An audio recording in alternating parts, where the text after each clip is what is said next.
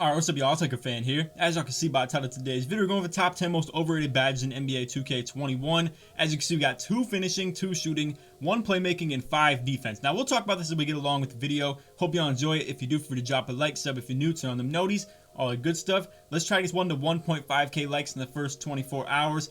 And we're going to have 2 different segments of revealing the badges like we did in yesterday's video. If you want to check it out, we did the most underrated badges in 2K21 yesterday, so feel free to go check that out as well. But what we're going to do is we're going to show each category and show the badges that are in this top 10. Then once I'm done with that, we're going to rank them from number 10 to number 1 like we did in yesterday's vid. So we got pick and roller and putback boss for the finishing badges. For the shooting badges, we have difficult shots and green machine.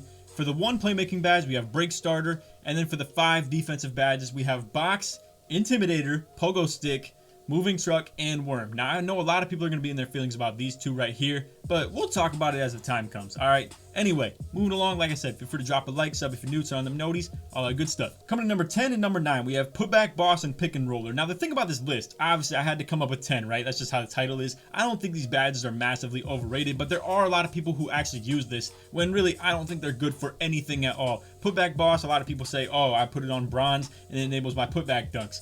Who cares? Who cares about getting putback dunks in the first place, bro? I mean, just grab the rebound. It's as simple as that. I understand for a flashy aspect, if you want to be cool and, like, you know, getting the putback dunks and stuff like that for the mixtapes, I totally understand. But in terms of being functional and actually like contributing to winning the game, I don't think putback boss is worth anything at all. And then for pick and roller, a lot of the inside bigs, they rock out with this right here, right? And they sacrifice other badges like Showtime. I mean, there's so many other things more useful. Like I said, Showtime, Slithery, Lob Finisher, Relentless Finisher, even Giant Slayer, Contact Finisher, Consistent, Pro Touch, Fancy. I mean, just pick and roller just in general, I feel like it's completely useless. The only time you're going to score the majority of the time in the pick and roll game is going to be off of like hedge beaters where you're going to go for the lobs and stuff like that, or going for slips when people play sides on you. I just feel like just in general, pick and roller is not very functional because you have to actually hit somebody with a screen, then roll to score. Now, if you could just slip by holding B and then slip the screen and it allowed you to get, you know, more consistent buckets when you're trying to dunk the ball or make contested layups, then I would totally understand this badge.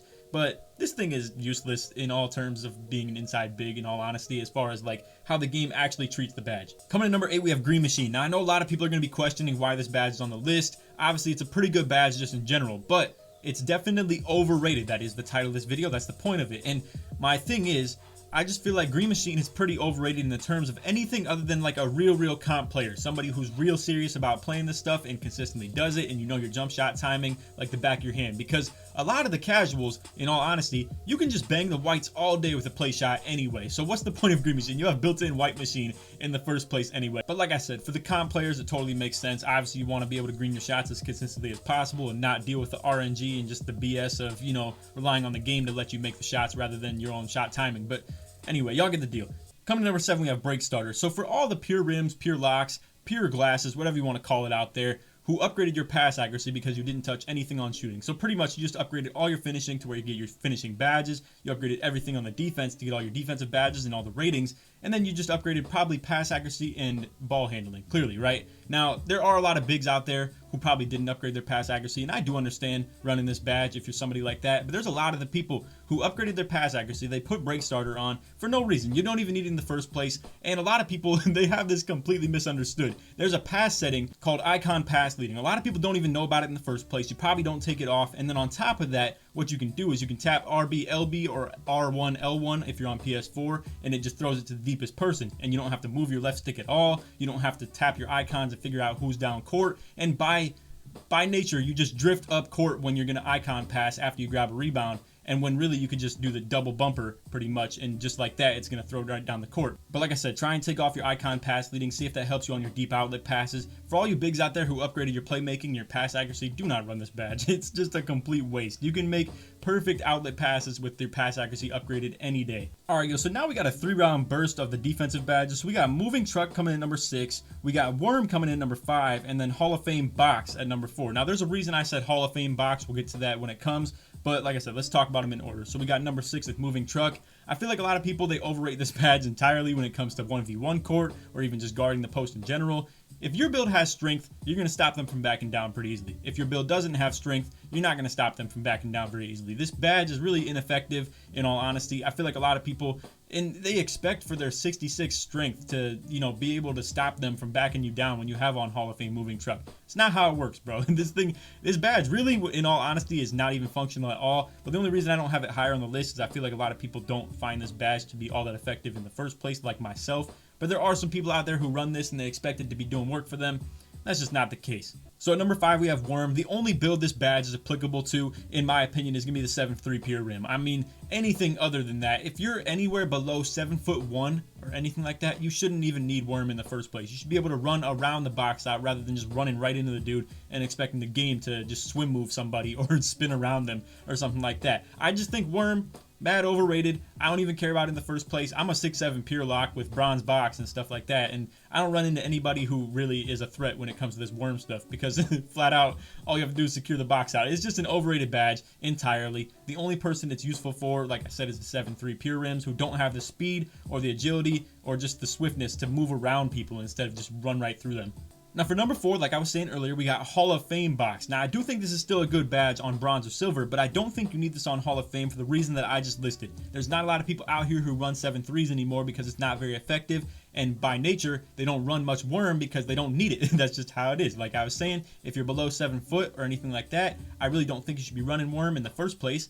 But I could counteract that and say, if you're gonna run something like bronze box or silver box, maybe Hall of Fame Worm would affect you. All I'm gonna say is I run the 6'7" pure lock at point guard, but play as the big man on stage and park and whatever it is, and all I run is bronze or silver box. I only have like 60 strength on top of that, so I just don't, I mean, that's a perfect example of being an undersized, understrength big, and I do perfectly fine with bronze or silver box. That's all I can say. Like I said, it's probably due to the fact that you don't run into a lot of people who run the Worm or anything like that, but for the way that this game is functioning right now, I don't think you need anything more than bronze or silver box. That's just how I see it. Coming number 3, we have difficult shots. Now this badge is very popular on the 2v2 court. On the 3v3, it's completely irrelevant. I feel like dribble pull-ups and just baseline fades, the super efficient shot, it's just irrelevant on 3v3. I feel like threes is pretty much run by 3-pointers and dunks. That's about it. If you're not doing anything like that, I just feel like you're not going to win at an efficient rate. But for the 2v2 court, like I said, a lot of people like to run this difficult shots because they think that close fade cheese,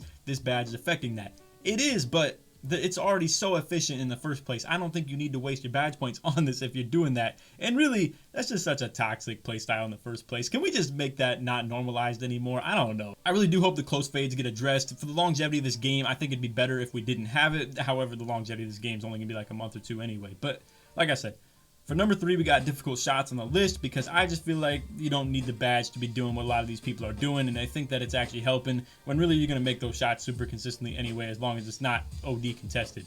So coming in number 2, we have Pogo Stick, and coming in number 1, we have Intimidator. So this list, I want to remind you guys, is the top 10 most overrated badges in 2K21. I'm not saying that this is the most awful badge in the game. I'm not saying Pogo Stick or Intimidator are the worst badges in the game. I'm just saying they're ridiculously overrated. So last year, we went from Pogo Stick being something that completely saved undersized bigs, right? Obviously you needed this, and if you didn't do it, you need to have OD like amounts of skill when it came to timing your blocks and stuff like that. Hands up defense was awful last year. But that's the difference. Hands up defense this year is ridiculous. It's so good. And honestly, you could be 6'5" on a PLAYSHARP. You could be 6'1" on a PLAYSHARP and play into your D. And that does need to be addressed, however. Now, the effectiveness of this badge, like how fast you can actually jump compared to last year, has it been nerfed? Yes. Has it been nerfed a lot? I don't think so. But like I said, it's just not as needed anymore. You just don't need to be jumping all the time when it comes to contesting shots down low. You can be playing hands up defense a whole lot more, especially if you're tall. I don't even see any reason at all to be running Pogo Stick for anybody that's above 6'8", in all honesty. For 6'7", I guess it makes a little bit of sense. And if you're gonna be running anything shorter than 6'7", you shouldn't really be around the bigs too often, in all honesty. Maybe 6'6" if you're playing sides with like a prim lock and an inside big, whatever it may be. But anyway, like I said, I just don't think Pogo Stick is all that necessary just because of how good hands up defense is this year. And coming in number 1, we have Intimidator. I do want to mention, however, I still run this badge on bronze. I just think Hall of Fame is super, super overrated. And there's a reason this is number 1 on my list, obviously, is the fact that perimeter contests, they're already broken in the first place. They seem to make no sense when it comes to contesting from long range away. Interior defense, like I said, is completely broken in the other way around, where interior defense is ridiculously overpowered in this game and just over strength, I guess I'll say, where builds that shouldn't be playing good into your D are playing good into your D. Builds that should be getting good perimeter contests aren't even getting good perimeter contests, and I feel like Intimidator has nothing to do with any of these things. But like I said, just because of last year, I was so overpowered, I have a hard time getting rid of it completely and taking it completely off instead of running it on bronze. But I've been running this thing on bronze and it works perfectly fine for me. I haven't noticed really any difference entirely, to be completely honest with you guys. People aren't making contested shots on me down low still. They're definitely not, you know, changing the contest rate as far as the perimeter defense goes. So this is number 1 on my list. Anyway, if y'all disagree with this at all, feel free to let me know. If you do agree with any of the things I said, feel free to let me know as well. And if you made it to the end of the video, put badge in the comments to show your support to made it all the way through. Real quick, I want to plug, we did the most underrated badges yesterday on the channel. And if you're watching this in the future, just go ahead and search up LakerFan top 10 most underrated badges. Probably going to update this as the year goes on. I'll do one more most likely before next gen comes out. And then you guys already know, we're going to be doing the exact same thing on next gen as well for the longevity of that game, which is probably going to last about 8 months. So I hope you all enjoyed the video. Like I said, if you made it to the end of the video, badge in the comments to support me all the way through. Other than that, take it easy, man. Peace.